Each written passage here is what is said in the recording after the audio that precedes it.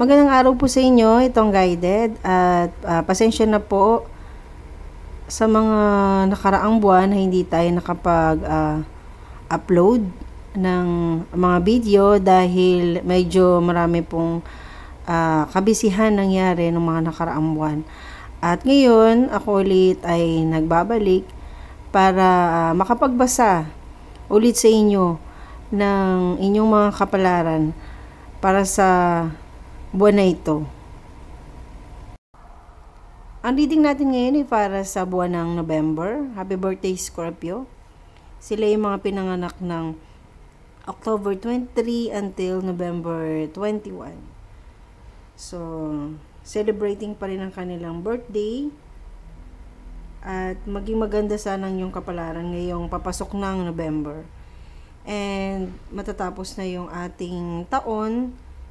Hopefully, nag-i-improve tayo each month at nagagather natin yung mga information na kailangan natin para magpatuloy tayo to upgrade for another year 2026.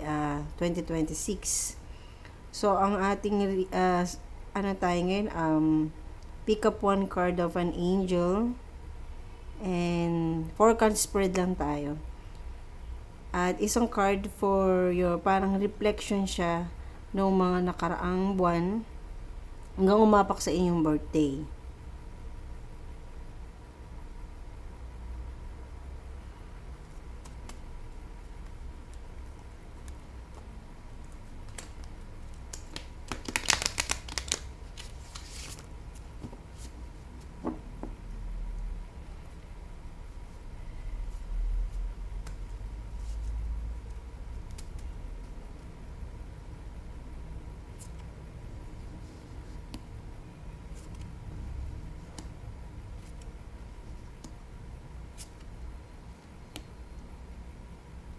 And another card.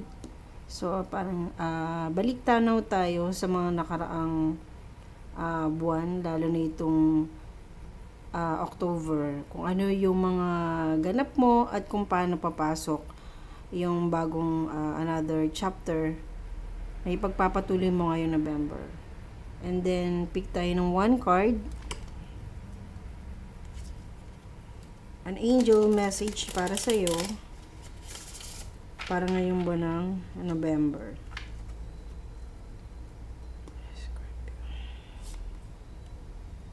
So, get more information. Yung sinasabi na yung angel is get more information. So, Scorpio, noong mga nakaraang itong buwan ng October sa iyo is very busy ka. Kung saan yung mga kailangan mong mga materials or information, gaya ng sabi ng angel din, na ano mo yun unti-unti, and to the point na malapit mo na yung makombine at matapos lahat.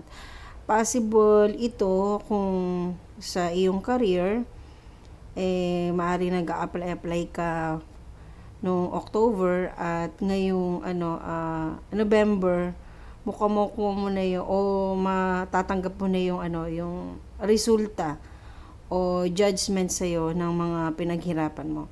So in October marami kang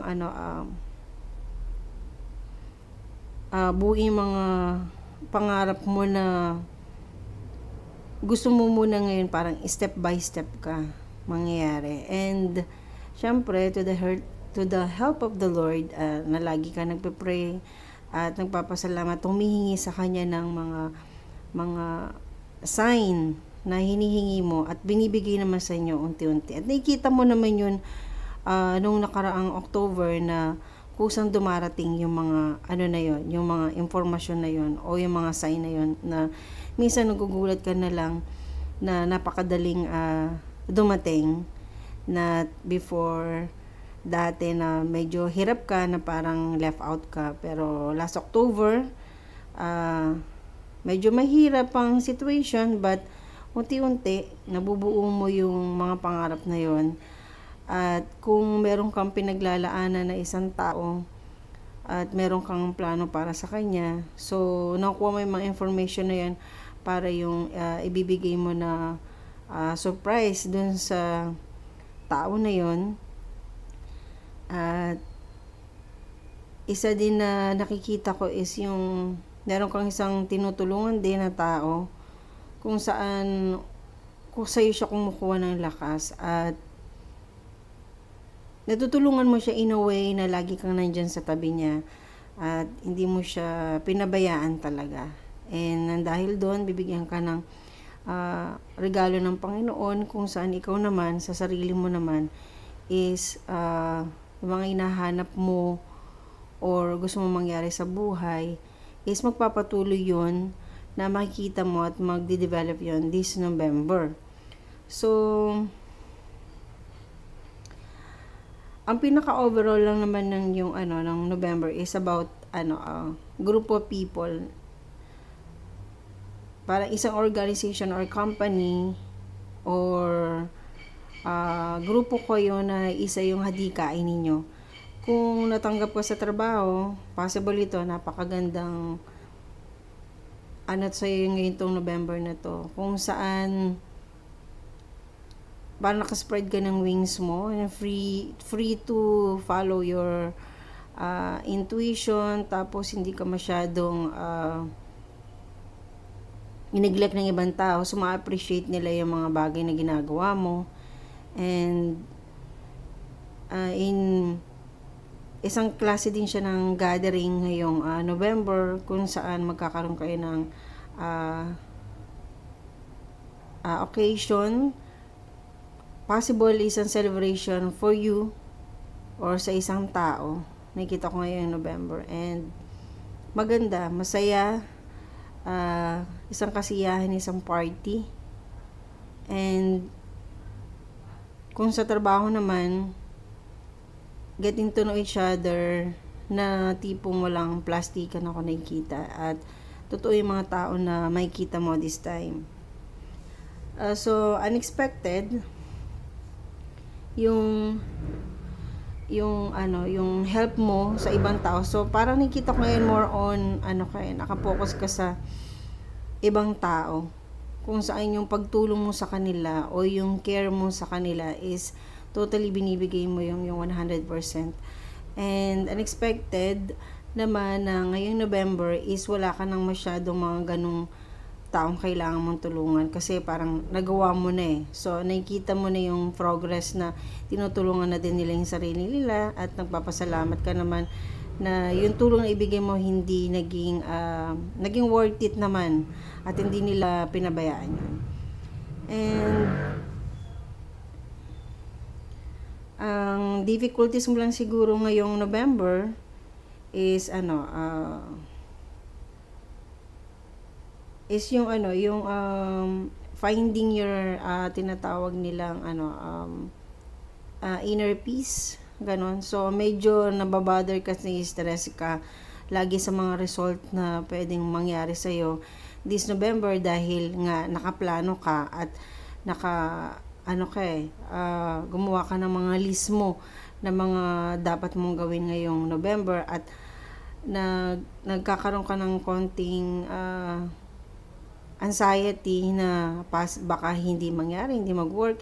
Pero gaya nga ng sinabi ko, itong November isang klase siya ng transformation kung saan yung mga difficulties mo before at difficulties mo sa mga tao is na-transform ka into something better. At gusto mo naman kung ano yung mga nangyayari sa'yo.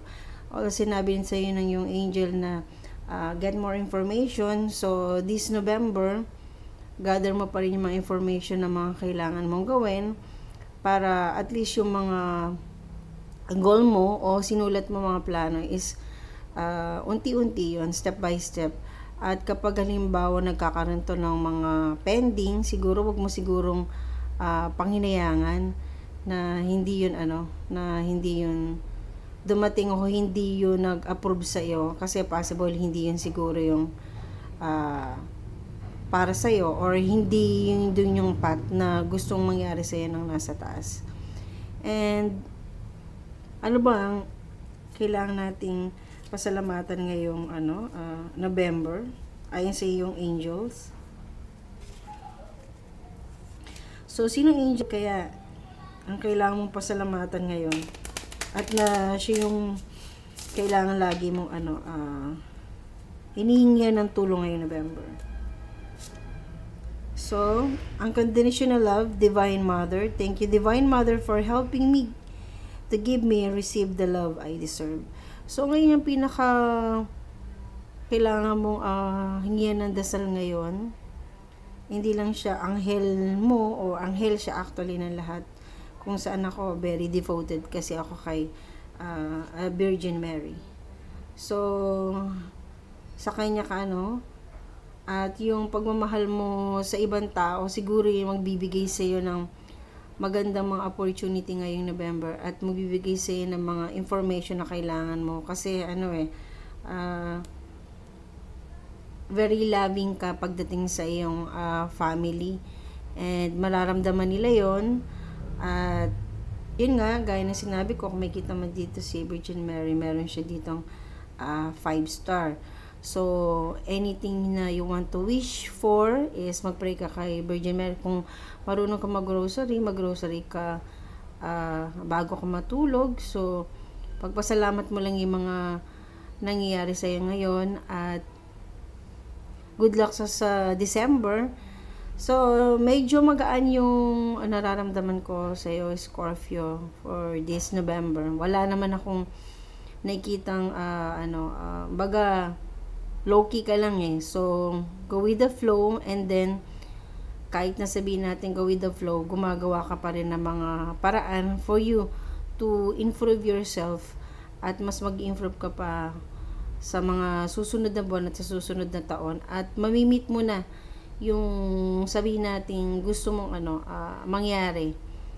Siguro hindi man yung 100% but definitely half o 60% nun is na-achieve mo na o nararamdaman mo na siguro yon.